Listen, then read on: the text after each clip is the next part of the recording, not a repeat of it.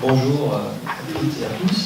Donc, Pascal Bert, je suis directeur général adjoint de l'IPF de France et j'ai eu notamment en charge la dernière année de piloter, d'animer au sein des équipes de l'IPF de France donc, le projet qui nous anime aujourd'hui, c'est-à-dire effectivement réinventons la métropole. Alors, vous allez m'autoriser, si vous êtes d'accord, de diviser mon propos de cet après-midi en deux temps. Un premier temps qui replacera un petit peu notre regard, mon regard de maître d'ouvrage public par rapport donc à l'ensemble de ces appels à projets, puisqu'il y en a un dont on parle aujourd'hui, il y en a un deuxième qui a été évoqué, mais il y en a plein d'autres, y compris à l'échelle de l'Île-de-France. Et il est intéressant quand même de se poser la question de savoir pourquoi il y a autant, je dirais, de concours. Dans une autre assemblée, j'ai évoqué la question des concours de concours. Il y a un peu de ça derrière. Et donc c'est intéressant aussi, enfin, que vous apporterez, j'essaierai en tout cas de vous apporter un regard un peu décalé par rapport aux propos qui ont été ceux de mes prédécesseurs. Non pas que c'était faux, mais justement j'essaierai d'apporter un complément à ces propos. Et puis dans un deuxième temps, là où certainement vous m'attendez un peu plus, c'est-à-dire en tant qu'opérateur foncier impliqué et fortement impliqué dans le cadre de l'appel à projet Inventons la métropole, je dirais non seulement vous dire quelle a été notre action, là où on était présent et comment, et puis quelque part, ce qui nous intéresse tous, c'est aussi essayer de quantifier cette action. Est-ce qu'elle est quantifiable? Qu'est-ce que cela représente en termes de production, de chiffres? Et donc la deuxième moitié de mon second volet sera donc illustrée par ces propos. Je le disais, depuis quelques années, il y a donc en Île-de-France une frénésie d'initiatives en matière d'aménagement et de développement urbain. Vous avez derrière moi la liste des appels à projets, j'en ai certainement oublié. J'ai oublié ce qui arrive, puisqu'il a été évoqué effectivement l'appel à projet Réinventons Paris, deuxième volet, ou Inventons la métropole numéro 2, qui a été déjà, donc l'appel à manifestation d'intérêt a été lancé, et le MIPIM devrait donc être le moment fort pour justement le lancement de ce deuxième volet. Ce qu'on remarque, c'est qu'il y a donc, à travers ces initiatives, initiatives prises par des collectivités, par l'État bien sûr, par des opérateurs de transport, pour certains ayant compétence en aménagement, ces initiatives donc, prennent la forme d'appel à projet, d'appel à manifestation d'intérêt, voire un mixte des deux, puisque Inventons la métropole, effectivement, se divise en deux temps. Alors, quel constat il est intéressant de faire? Je dirais que toutes ces initiatives partagent la même volonté, à savoir donc de répondre aux enjeux cruciaux en Île-de-France, qui sont ceux du logement et de l'aménagement. Depuis des années, on va dire des décennies, on met en avant donc le manque cruel de logement et nous cherchons collectivement l'équation pour pouvoir y arriver. Je pense que c'est, je dirais, cette prise d'initiative, ce foisonnement d'initiatives participe aussi de cette recherche de la bonne réponse ou d'une des réponses à ces enjeux majeurs pour l'Île-de-France. Donc il s'agit de mobiliser, d'accélérer, de soutenir, d'accompagner et de produire durablement pour donc répondre à ces enjeux en Île-de-France. Mais je dirais que, c'est le quatrième slide, voilà. Pour chaque organisateur à l'origine de ces démarches, le but n'est pas toujours le même. Pour certains, il s'agira donc de valoriser des fonciers déjà sous maîtrise publique, ou ceux devant l'être. Ça a été un petit peu le propos de mon voisin de droite. Pour d'autres, c'est attribuer des subventions à des projets s'inscrivant dans des politiques sectorielles. Je ferai juste une parenthèse sur ce point-là, justement dans l'idée d'un urbanisme restrictif ou restriction, d'austérité, voilà. Il est intéressant aujourd'hui de voir qu'un territoire n'est pas de fait éligible à la subvention. C'est-à-dire qu'aujourd'hui, le territoire doit démontrer comment il s'inscrit dans le cadre de politiques sectorielles pour bénéficier de subventions. Et je pense que c'est aussi un changement de paradigme qui n'est pas anodin. Pour d'autres, donc, il s'agit d'incarner un territoire ou une institution en recherche d'image. Quelque part, ça a été aussi une des volontés, je dirais même des affirmations du président de la métropole qui, à travers donc l'IMGP, avait aussi ce côté recherche d'image, communication, bien sûr à l'échelle régionale, à l'échelle nationale, mais aussi à l'échelle internationale. Et puis, enfin, donc, pour d'autres acteurs, cela aussi peut être l'occasion de légitimer une action au sein d'un territoire et trouver mieux sa place dans la chaîne des acteurs de la production, de l'aménagement et du logement. Alors, je dirais, qu'y a-t-il de nouveau? Parce que c'est ça aussi qu'il faut s'interroger sur cet aspect-là. Je dirais qu'il y a deux aspects. Il y a l'aspect de la forme. Sur la forme, je dirais que l'élément nouveau, c'est l'application à une échelle beaucoup plus importante, une échelle territoriale beaucoup plus importante, de procédures déjà utilisées. Pour cela, donc, les appels à projets, que ce soit donc Inventons la métropole ou Réinventons Paris, à utiliser des procédures du type, qui s'inspirent de consultations promoteurs-concepteurs, qui existent depuis longtemps, et dans l'esprit d'une consultation qui a été lancée en 2007 par la communauté d'agglomération de Pleine Commune et le département de Seine-Saint-Denis sur le territoire de l'île Saint-Denis, exactement les entrepôts du printemps, où il y a eu comme ça un large concours, une large consultation d'opérateurs qui ont planché en deux temps, un peu dans le même esprit que Inventons la métropole, pour aboutir à un projet qui aujourd'hui a vu déjà une première phase de projet se réaliser et participe donc au site donc, des JO. Sur le fond, donc là je me suis occupé de la forme, sur le fond, peut-être la confirmation d'une tendance de fond. Les appels à projets qui sont portés donc, par le nouvel exécutif régional, par exemple, s'inscrit dans la filiation des appels à projets, je l'évoquais tout à l'heure en matière de subventions, qui ont été initiés sur les écoquartiers ou les écocités en 2008 par l'État ou par la Caisse des dépôts. Donc, en résumé, les appels à projets, on va dire, ça clignote, il y a une étiquette, c'est un emballage nouveau, mais en fin de compte, la recette, elle est déjà connue, elle est déjà utilisée. Ce qui change, c'est la dimension du paquet. Voilà. Et le ruban est peut-être un peu plus long. Alors, peut-être juste la 5. Là, pardon. Voilà. Alors, si on regarde quand même cette frénésie de concours, je pense qu'il y a, je pense que cette frénésie, elle marque, elle est un marqueur.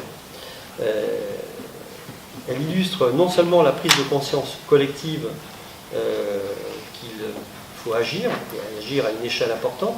Je me rappelle très bien du directeur de projet en charge de l'IMGP à la métropole du Grand Paris, qui, s'exprimant devant l'ensemble des chefs de projet, disait il faut agir en meute, parce que effectivement on arrivera à capter beaucoup plus d'intérêt et donc de réponses. Et je pense qu'effectivement, il y a cette idée d'agir groupé, une initiative collective, même si après, chacun se retrouve dans son projet, mais il y a une initiative collective, et l'idée que l'action collective, cet effet masse, peut être, je veux dire, aussi source bénéfique pour cet appel à projet. Mais je dirais que surtout, il illustre donc une parfaite articulation désormais, qui est tout à l'heure mon voisin de gauche, pour se parler effectivement du moment particulier dans lequel vous arriviez sur le monde du travail, dans le monde du travail et sur nos métiers. C'est vrai qu'aujourd'hui, il y a un alignement des planètes en matière d'impulsion, en matière de gouvernance, en matière de compétences, en matière d'outils et en matière de procédures. Alors, je ne sais pas si ce que j'ai perdu, voilà, on illustre bien. Donc, je pense que c'est un élément aussi qu'il faut souligner. Il y a un moment favorable pour, je dirais, la sortie et le développement de ces appels à projets. Alors, quels enseignements à ce stade on peut tirer? Je dirais que cette frénésie d'initiative, c'est aussi une appétence de projet. Il y a vraiment le goût du projet, et c'est une bonne chose, on a repris le goût du projet. La planification, c'est essentiel, et ça, effectivement, je ne serai pas, je ne fais pas partie des fossoyeurs de la planification, il en faut, c'est nécessaire, mais l'appétence de projet est aussi nécessaire. Donc, le projet, là, au sens de vecteur d'identité, le projet au sens de qualité et le projet au sens de l'innovation. Et je pense que ça, c'est des éléments aussi qui me semblent importants de souligner. En même temps, donc, il y a une complémentarité des démarches, et le modèle auquel on assiste, enfin, qui se met en place, je pense, a de beaux jours devant lui, et il est appelé à se reproduire. D'ailleurs, il y a déjà, on est comme dans les bons films, on fait toujours le numéro 2, et peut-être le 3, et ça. Alors certains diront que les numéros 4 ou 5 sont souvent pas très bons, mais bon, on verra, alors on en est qu'au 8. En tout cas, il me semble que tout le monde a trouvé sa place dans la chaîne de production, à la fois au moment de l'impulsion, au moment de la gouvernance, au moment, je dirais, de la prise d'initiative et dans le déroulé après des opérations. Alors, juste malgré tout un rappel, à ce stade où je conclurai mon premier volet de mon intervention, c'est que l'appel à projet n'est pas, je dirais, une forme dérogatoire à la commande publique. Et ça, je pense que c'est un élément qu'il faut se mettre en tête, parce que un ensemble, je dirais, de directives, voire de rappels, voire de préconisations ont été clairement formulées auprès donc de porteurs de sites, puisqu'il s'agissait de porteurs de sites, dans le cadre de l'IMGP. On ne se fait pas construire un équipement public à l'occasion d'un appel à projet. Il y a des règles à respecter, et ça, je dirais qu'on s'inscrit complètement dans ces règles-là. Donc je pense que les appels à projets sont quand même une nouvelle forme prennent une nouvelle forme de la commande publique, où se marie à la fois donc l'intention, l'ambition bien sûr, et donc le projet, en se dotant des moyens nécessaires pour atteindre son objectif. Et donc, ce qui me permet de faire ma transition par rapport donc à donc la question foncière. En tant qu'opérateur foncier, il me semble utile de rappeler que les conditions de réussite de l'appel à projet tiennent sur 3 points qui sont affichés derrière vous, mais effectivement, il y a un quatrième que je n'ai pas cité parce qu'ils s'entendent de fait, c'est la question de l'organisation. Comment structurer, quel cadre, quels moyens on se donne pour pouvoir mettre en œuvre ces appels à projets. Mais en tant que porteur de site, en tant que collectivité, il me semble nécessaire d'énoncer une commande qui soit claire, certes ouverte, certes souple, mais qui soit clair, avec un périmètre, avec un programme, avec des orientations d'aménagement. Voilà, on peut se donner une part d'inconnu, mais il faut quand même l'encadrer. Il me semble nécessaire que l'économie du projet soit estimée, voire connue préalablement au lancement, c'est-à-dire que, voilà, on ne se dit pas je vais faire ci et on verra après financièrement comment je m'en sors. Non, il y a quand même un minimum à respecter et puis, je dirais, s'il y a du boni, eh bien on le verra à la sortie. Mais soyons pragmatiques et regardons quand même la réalité économique, surtout dans le contexte que l'on connaît. Et puis en troisième lieu, je dirais qu'il y a, c'est aussi la garantie, je dirais, du second point, c'est une maîtrise foncière qui soit donc documentée.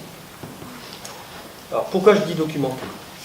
J'insiste sur un foncier maîtrisé et documenté.